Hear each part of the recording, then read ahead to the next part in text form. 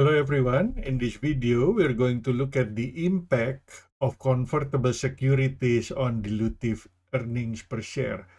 So we're going to look at how it affects the numerator and the denominator of the EPS calculation and the impact on the tentative dilutive EPS. And then we will rank them from the most dilutive to the least dilutive. Okay, of course, it will be more dilutive if uh, the denominator goes up uh, with a very large amount of additional stock, and there is only a small increase in the numerator, which is the earnings. Okay, so the impact, the smaller the result here, the higher is the impact. So that would be the higher ranking. So let's take a look at the first one. 9% convertible preferred stock. The dividends of $5,400 were declared during the year. The preferred shares are convertible into 3,000 shares of common stocks. So this is how we think about it. If those preferred stocks are converted into common stock, what happened? Well, they don't have to pay dividend. So that means the numerator will go up by 5,400 because remember, we have to deduct preferred stock dividends in our numerator when we calculate the earnings per share.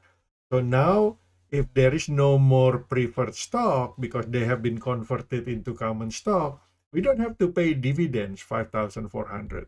So our numerator will go up by 5,400. But if those preferred shares are convertible into 3,000 shares, that means the company will issue additional 3,000 shares. Okay, so numerator goes up by 5,400, denominator goes up by 3,000. The impact on the tentative dilutive EPS is 1.8.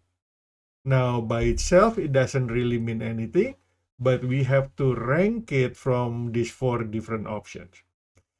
Now, B, 10% convertible bonds. With the bonds, we have to pay interest expense. Interest expense will save our tax, but we can calculate the interest expense minus the tax benefit. We get the interest expense net of tax, $4,800. The bonds can be converted into 1,920 shares of common stock. So if we assume we convert the bonds into common stocks, we no longer have to pay the interest net of tax. So our numerator will go up by 4,800. Okay, because we don't have to pay that interest anymore if we don't have the bonds. But as a result of the exercise, of the conversion, we will have to issue 1,920 new common shares.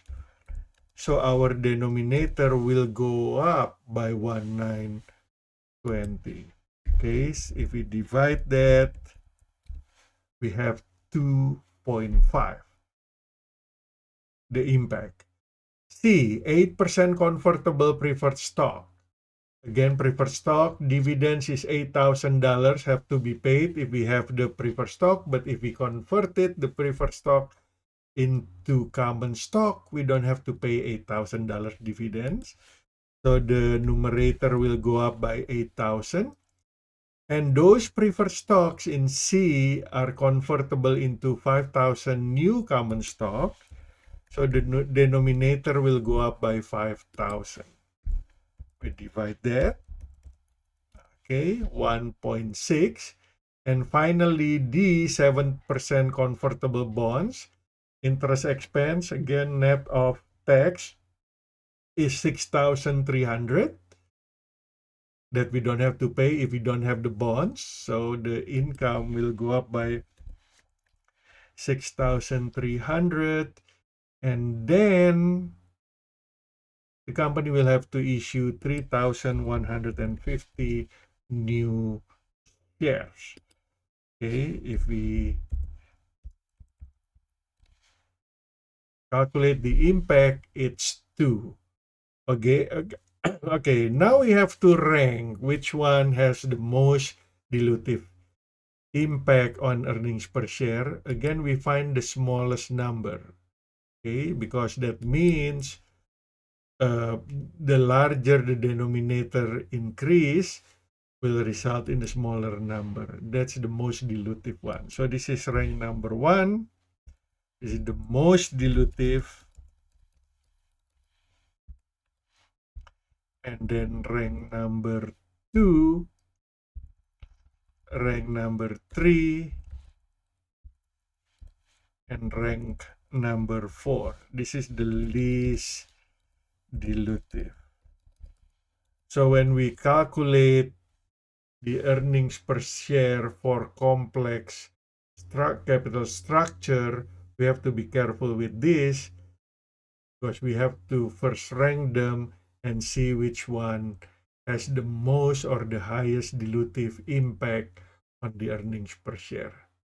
That's how we calculate the dilutive impact on earnings per share for these convertible preferred stock, convertible securities, convertible preferred stock, and convertible bonds. Thank you for watching.